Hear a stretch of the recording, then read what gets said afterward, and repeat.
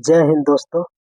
देखते हैं भारतीय संविधान के भाग 3 से कुछ महत्वपूर्ण प्रश्न जो कि सभी एग्जाम के लिए महत्वपूर्ण होगा, खास करके जो आने वाला है बिहार शिक्षक के लिए काफी महत्वपूर्ण होंगे। तो चलते हैं प्रश्न संख्या 1 की ओर। प्रश्न संख्या 1, मौलिक अधिकार संविधान के किस भाग में वर्णित है? तो मौलिक अधिकार संविधान के भाग 3 में वर्णित है। किसमें वर्णित है? भाग 3 में। प्रश्न संख्या 2 कहता है कि संविधान भारत के संविधान का भाग 3 संबंध है। तो किससे संबंध है? तो संबंध है मौलिक अधिकार से, यानी ऑप्शन सी इसका सही आंसर हो जाएगा, मौलिक अधिकार। प्रश्न संख्या 3, तीसरा प्रश्न कहता है कि मूल अधिकार को सर्वप्रथम किस देश में संवैधानिक मान्यता प्राप्त की गई? तो मूल अधिकार को सर्वप्रथम किस देश में संवैधानिक मान्यता प्राप्त की गई? तो वो प्राप्त की गई थी संयुक्त राज्य अमेरिका में। तो ऑप्शन बी इसका सही आंसर हो जाएगा, संयुक्त राज्य अमेरिका। अब आइए प्रश्न संख्या 4, कहता है प्रश्न संख्या 4 की भारतीय नागरिकों के मौलिक अधिकारों का वर्णन है। तो भारतीय नागरिकों के मौलिक अधिकारों का वर्णन है अनुच्छेद 12 से अनुच्छेद 35 तक। तो ऑप्शन ए इसका सही आंसर हो जाएगा, अनुच्छेद 12 से अनुच्छेद 35। प्रश्न संख्या 5, प्रश्न संख्या 5 कहता है कि डॉक्टर भीमराव अंबेडकर ने भारतीय संविधान के किस भाग को सर्वाधिक आलोकित भाग कहा था? तो सर्वाधिक आलोकित भाग कहा था भाग 3 को। तो ऑप्शन सी इसका सही आंसर हो जाएगा, भाग 3। आइए प्रश्न संख्या 6, मूल अधिकार कहलाते हैं क्योंकि मूल अधिकार क्यों कहलाते हैं? क्योंकि ये मानव के प्राकृतिक और अप्रतिदेय अधिकार है। तो ऑप्शन डी इसका सही आंसर हो जाएगा, मानव के प्राकृतिक और प्रतिदेय अधिकार। प्रश्न संख्या 7 कहता है कि भारतीय संविधान के भाग 3 में कुल कितने अनुच्छेदों में मूल अधिकारों का वर्णन है? तो ये है कुल 24 अनुच्छेद है, 12 से लेकर के 35 तक कुल 24 अनुच्छेद है। तो अनुच्छेद यानी ऑप्शन डी इसका सही आंसर हो जाएगा, 24। प्रश्न संख्या 8, 8वां प्रश्न है कि भारत के संविधान में मौलिक अधिकार क्या है? मूल अधिकार का हिस्सा चौथा संशोधन द्वारा जोड़े गए हैं। संसद द्वारा 1952 में जोड़े गए हैं या 42वें संवैधानिक संशोधन में जोड़े गए थे। तो यह मूल संविधान होगा, अधिकार नहीं होगा। तो मूल संविधान का हिस्सा है। क्या है? मूल संविधान का हिस्सा। तो ऑप्शन ए इसका सही आंसर हो जाएगा, मूल संविधान का हिस्सा। अब आइए प्रश्न संख्या 9, भारतीय संविधान में न्यायालय में कौन परिवर्तनीय है? तो न्यायालय में जो परिवर्तनीय है वो है मूल अधिकार। माफ कीजिए, ये है डी, मूल अधिकार। तो ऑप्शन डी इसका सही आंसर हो जाएगा, मूल अधिकार। ये प्रश्न संख्या 10, 10वां प्रश्न कहता है कि मौलिक अधिकारों को लागू करने का दायित्व है किसके पास? लागू करने का दायित्व है मौलिक अधिकारों को, तो यह है उच्चतम न्यायालय तथा उच्च न्यायालय, दोनों को ये अधिकार है। तो ऑप्शन सी इसका सही आंसर हो जाएगा, उपयुक्त दोनों। प्रश्न संख्या 11, प्रश्न संख्या 11 कहता है कि मौलिक अधिकारों का निलंबन कौन कर सकता है? तो मौलिक अधिकारों का निलंबन राष्ट्रपति कर सकते हैं। कौन कर सकते हैं? राष्ट्रपति। तो ऑप्शन सी इसका सही आंसर हो जाएगा। ये प्रश्न संख्या 12, प्रश्न संख्या 12 कहता है कि मौलिक अधिकारों के बारे में सुनवाई का अधिकार निम्न को प्रदान किया जाता है। तो सुनवाई का जो अधिकार है वो है सर्वोच्च न्यायालय को। किसको है? सर्वोच्च न्यायालय को। तो ऑप्शन ए इसका सही आंसर हो जाएगा, सर्वोच्च न्यायालय। अनुच्छेद 32 के तहत डायरेक्ट सर्वोच्च न्यायालय में जा सकते हैं। ये प्रश्न संख्या 13, संविधान के उद्घोषित मौलिक अधिकारों में संशोधन किया जा सकता है केवल किसके द्वारा? राष्ट्रपति द्वारा या सर्वोच्च न्यायालय द्वारा? तो ये हो जाएगा संसद द्वारा, ऑप्शन सी संसद द्वारा, यहाँ पर द्वार हो गया है, द्वारा होगा संसद द्वारा। तो ऑप्शन सी इसका सही आंसर हो जाएगा, संसद द्वारा। आइए प्रश्न संख्या 14। प्रश्न संख्या 14 कहता है कि वर्तमान में भारतीय नागरिकों को कितने मौलिक अधिकार प्राप्त है। तो वर्तमान में भारतीय नागरिकों को 6 मौलिक अधिकार प्राप्त है। प्रारंभ में मूल संविधान में 7 मौलिक अधिकार दिए हुए थे, लेकिन एक संपत्ति का अधिकार हटा दिया गया है। संपत्ति का अधिकार मौलिक अधिकार से हटा करके उसको कानूनी अधिकार बना दिया गया है, इसलिए अभी 6 बचे हैं। प्रश्न संख्या 15 कहता है कि भारतीय संविधान के अंतर्गत मौलिक अधिकारों का संरक्षक कौन है। तो भारतीय संविधान के अंतर्गत मौलिक अधिकारों का संरक्षक न्यायपालिका होता है। कौन होता है? न्यायपालिका। तो ऑप्शन सी इसका सही आंसर हो जाएगा, न्यायपालिका। प्रश्न संख्या 16। प्रश्न संख्या 16 कहता है कि मूल अधिकारों पर आवश्यक प्रतिबंध लगाने का अधिकार किसको है। तो मूल अधिकारों पर आवश्यक प्रतिबंध लगा सकता है कौन? तो संसद। कौन लगा सकता है? संसद। तो ऑप्शन बी इसका सही आंसर हो जाएगा, संसद। प्रश्न संख्या 17 कहता है कि मौलिक अधिकारों का प्रमुख उद्देश्य है। तो मौलिक अधिकारों का प्रमुख उद्देश्य व्यक्तिगत स्वतंत्रता को सुनिश्चित करना है। कैसे, क्या करना है? व्यक्तिगत स्वतंत्रता को सुनिश्चित करना। तो ऑप्शन बी इसका सही आंसर हो जाएगा। अब आइए प्रश्न संख्या 18। प्रश्न संख्या 18 पे कहता है कि समानता का अधिकार भारतीय संविधान के किन 5 अनुच्छेदों में दिया गया है। तो समानता का अधिकार 14 से 18 तक जो अनुच्छेद है उसमें दिया हुआ है। तो अनुच्छेद सी इसका सही आंसर हो जाएगा, 14 से 18। उसके बाद 19 से 22 तक स्वतंत्रता का अधिकार है। आइए प्रश्न संख्या 19वां प्रश्न कहता है कि भारतीय संविधान के निम्नलिखित अनुच्छेदों में से कौन विधायन सत्ता पर पूर्ण नियंत्रण लगाता है। तो जो विधायन सत्ता पर पूर्ण नियंत्रण लगाता है वो है अनुच्छेद 14। क्या है? अनुच्छेद 14।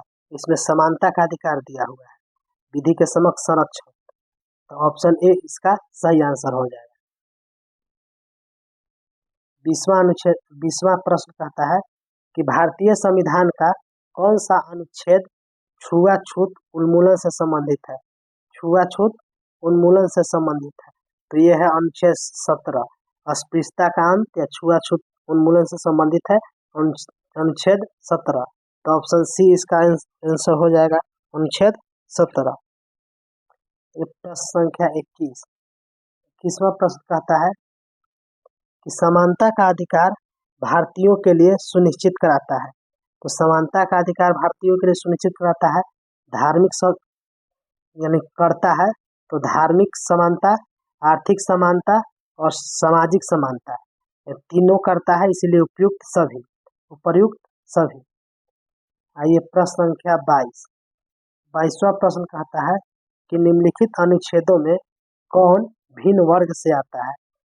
तो 14 समानता के अधिकार के अंतर्गत आता है, 15 भी समानता के अधिकार के अंतर्गत आता है, 16 भी समानता के अधिकार के अंतर्गत आता है, लेकिन अनुच्छेद 19 स्वतंत्रता के अधिकार के अंतर्गत आता है। तो इसीलिए ऑप्शन डी इसका सही आंसर हो जाएगा। प्रश्न संख्या 23 क्या कहता है कि भारत का संविधान स्पष्ट रूप से प्रेस की आजादी की व्यवस्था नहीं करता, परंतु यह आजादी का अंतर्निहित है। आजादी किसमें अंतर्निहित है? तो अनुच्छेद 19 के 1 के अ में आजादी का यानी कि प्रेस की स्वतंत्रता निहित है। तो ऑप्शन ए इसका सही आंसर हो जाएगा। अब आइए प्रश्न संख्या 24 कहता है कि भारत का संविधान निम्नलिखित में से कौन सा अनुच्छेद प्रेस की स्वतंत्रता से संबंधित है। तो प्रेस की स्वतंत्रता से संबंधित है, हम लोग अभी देख लिए हैं, अनुच्छेद 19।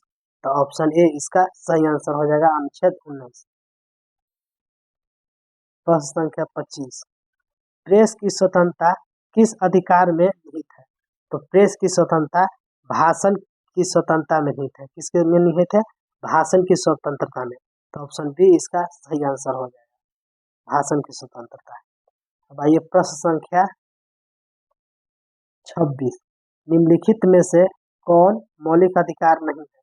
तो मौलिक अधिकार, बोलने का अधिकार मौलिक अधिकार है, व्यवसाय का अधिकार मौलिक अधिकार है, धर्म का अधिकार मौलिक अधिकार है, लेकिन हड़ताल करने का अधिकार मौलिक अधिकार नहीं है। इसीलिए ऑप्शन सी इसका सही आंसर हो जाएगा, ऑप्शन सी हड़ताल पर जाने का अधिकार। प्रश्न संख्या 27वां प्रश्न कहता है, भारतीय संविधान का कौन सा अनुच्छेद व्यक्ति के विदेशी यात्रा के अधिकार को संरक्षण प्रदान करता है? तो विदेशी यात्रा के अधिकार को संरक्षण जो अनुच्छेद प्राप्त करता है वो है अनुच्छेद 21, यानी ऑप्शन सी इसका सही आंसर हो जाए। प्रश्न संख्या 28 कहता है कि मौलिक अधिकारों के अंतर्गत कौन सा अनुच्छेद बच्चों के शोषण से संबंधित है? तो ये जो बच्चों के शोषण से संबंधित है तो और छूता हो जाए, यहाँ पर अनुच्छेद होगा अनुच्छेद 24, यानी ऑप्शन डी इसका सही आंसर हो जाएगा, अनुच्छेद 24।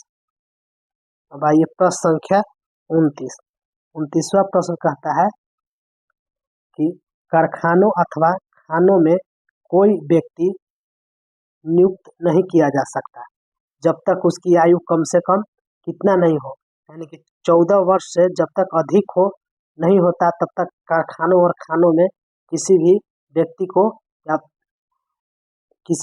को नियुक्त नहीं किया जा सकता। तो ऑप्शन सी इसका सही आंसर हो जाएगा, 14 वर्ष। प्रश्न संख्या 30 कहता है कि धार्मिक स्वतंत्रता का अधिकार संविधान के किस अनुच्छेद में वर्णित है? तो धार्मिक स्वतंत्रता का अधिकार संविधान के 25 से लेकर 28 जो अनुच्छेद है उसी में वर्णित है, यानी ऑप्शन डी इसका सही आंसर हो जाएगा। दोस्तों इस वीडियो को लाइक कीजिए और कमेंट भी कीजिएगा और ज़्यादा से ज़्यादा दोस्तों के बीच इसको शेयर कीजिए। आइए 21वां प्रश्न, भारतीय संविधान के अनुच्छेद 25 का संबंध है। अनुच्छेद 25 का संबंध है धर्म के स्वतंत्रता की अधिकार से, यानी धर्म की स्वतंत्रता से। तो ऑप्शन सी इसका सही आंसर हो जाएगा, धर्म की स्वतंत्रता। संविधान के किस अनुच्छेद के द्वारा, यहाँ पर द्वारा होगा, सिखों द्वारा कृपान धारण करना धार्मिक स्वतंत्रता का अंग है? तो सिख लोग कृपान किस अनुच्छेद के अंतर्गत धारण करते हैं? तो यह अनुच्छेद 25, यानी ऑप्शन बी इसका सही आंसर हो जाएगा, अनुच्छेद 25। ये प्रश्न संख्या 33वां प्रश्न है कि भारतीय संविधान का कौन सा अनुच्छेद अल्पसंख्यकों को अपना मनपसंद शिक्षण संस्थानों की स्थापना तथा संचालित करने का अधिकार देता है? संचालित करने का अधिकार देता है, तो ये देता है अनुच्छेद 30। तो ऑप्शन डी इसका सही आंसर हो जाएगा, अनुच्छेद 30। प्रश्न संख्या 34वां प्रश्न है कि धार्मिक स्वतंत्रता का अधिकार किस अनुच्छेद के द्वारा दिया गया है? तो धार्मिक स्वतंत्रता का अधिकार ये जो दिया गया है अनुच्छेद 25 के द्वारा। ये 25 अनुच्छेद पिछले भी चर्चा हो चुका है, तो ऑप्शन सी इसका सही आंसर हो जाएगा। आइए प्रश्न संख्या 25वां प्रश्न कहता है कि भारतीय संविधान के किस अनुच्छेद में संवैधानिक उपचार का अधिकार है? भारतीय संविधान के किस अनुच्छेद में संवैधानिक उपचार का अधिकार है? तो ये है अनुच्छेद 32 में। 32 के अनुसार ही 5 प्रकार के रिट जारी करता है न्यायालय। तो ऑप्शन सी इसका सही आंसर हो जाएगा, अनुच्छेद 32। दोस्तों वीडियो को ज़्यादा से ज़्यादा दोस्तों के बीच शेयर कीजिएगा और लाइक भी कीजिएगा। तो प्रश्न संख्या 36 का कहता है कौन मूल अधिकारों के अंतर्गत नहीं आता है? तो मूल अधिकारों के अंतर्गत स्वतंत्रता का अधिकार आता है, समानता का अधिकार आता है, शोषण के विरुद्ध भी अधिकार आता है, लेकिन संपत्ति के अधिकार नहीं आता है। तो पूछ रहा है कि अंतर्गत नहीं आता है, तो सी ऑप्शन सही हो जाएगा, संपत्ति का अधिकार। इसको 1978 में 44वां संवैधानिक संशोधन के द्वारा इसको हटा दिया गया है, संपत्ति के अधिकार को। अब आइए प्रश्न संख्या 37।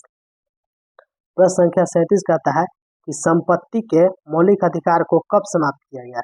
तो ये समाप्त किया गया था 1978 में संविधान के 44वें संवैधानिक संशोधन द्वारा, यानी कि ऑप्शन ए इसका सही आंसर हो जाएगा। 1978 में संविधान के 44वें संशोधन द्वारा। ये प्रश्न संख्या 38 कहता है कि संपत्ति का अधिकार एक क्या है। तो संपत्ति का अधिकार एक कानूनी अधिकार है। क्या है? कानूनी अधिकार। तो ऑप्शन डी इसका सही आंसर हो जाएगा, कानूनी अधिकार। ये प्रश्न संख्या 39वां प्रश्न कहता है कि संपत्ति के अधिकार को मूल अधिकार की श्रेणी से हटाकर किस अनुच्छेद के अंतर्गत रखा गया है। तो संपत्ति के अधिकार को मूल अधिकार की श्रेणी से हटाकर रखा गया है अनुच्छेद 300 के क में। तो ऑप्शन सी इसका हो जाएगा सही आंसर, अनुच्छेद 300 के क। भाई प्रश्न संख्या 40 प्रश्न कहता है कि मत देने का अधिकार होता है। कैसा मत देने का अधिकार कैसा होता है। तो ये होता है नागरिक अधिकार। तो ऑप्शन बी इसका सही आंसर हो जाएगा, नागरिक अधिकार। ये प्रश्न संख्या 41वां प्रश्न है कि किस वाद ने संसद को मौलिक अधिकारों में संशोधन का अधिकार दिया है। किस वाद ने संसद को मौलिक अधिकार के संशोधन का अधिकार दिया है। तो वो दिया था केशवानंद भारती। तो ऑप्शन ए इसका सही आंसर हो जाएगा, केशवानंद भारती। 42वां प्रश्न कहता है संविधान के अंतर्गत बंदी प्रत्याक्षीकरण समादेश जारी करने का अधिकार किसमें निहित है। तो जो बंदी प्रत्याक्षीकरण का जो समादेश जारी करता है वो उच्च न्यायालय तथा सर्वोच्च न्यायालय दोनों करता है। तो ऑप्शन सी इसका सही आंसर हो जाएगा। प्रश्न संख्या 43 मौलिक अधिकार को लागू करने के लिए रिट जारी की जाती है। तो मौलिक अधिकार को लागू करने के लिए रिट जारी करता है सर्वोच्च न्यायालय। कौन करता है? सर्वोच्च न्यायालय। तो ऑप्शन सी इसका सही आंसर हो जाएगा, सर्वोच्च न्यायालय। आइए 44वां प्रश्न, संविधान के अनुच्छेद 17 और 18 व्यवस्था है। 17 और 18 में व्यवस्था है, कैसी व्यवस्था है। तो ये व्यवस्था है सामाजिक समानता का। इसकी व्यवस्था है सामाजिक समानता। 17 में है अस्पृश्यता का अंत यानी छुआछूत का अंत, और 18 में है उपाधि का अंत। इसीलिए ऑप्शन ये हो जाएगा सामाजिक समानता। आइए प्रश्न संख्या 45वां प्रश्न कहता है कि मौलिक अधिकारों में संशोधन करने में कौन सक्षम है। तो मौलिक अधिकारों में संशोधन करने में जो सक्षम है वो है संसद। तो ऑप्शन बी इसका सही आंसर हो जाएगा, संसद। आइए प्रश्न संख्या 46वां प्रश्न कहता है कि किसी कैदी को अदालत के सामने प्रस्तुत करने के लिए किस रीट की आवश्यकता होती है। तो किसी कैदी को अदालत के सामने प्रस्तुत करने के लिए जो रीट की आवश्यकता होती है बंदी प्रत्याक्षीकरण का। 24 घंटे के अंदर सशरीर न्यायालय में प्रस्तुत करना होता है। इसीलिए ऑप्शन बी इसका सही आंसर हो जाएगा, ऑप्शन बी। तो दोस्तों ये था आज का प्रश्न जो कि मौलिक अधिकार से था, जो कि पिछले किसी न किसी एग्जाम में ये प्रश्न पूछे गए मौलिक अधिकार से। तो वीडियो को ज़्यादा से ज़्यादा दोस्तों के बीच शेयर कीजिएगा और लाइक भी कीजिएगा। जय हिंद।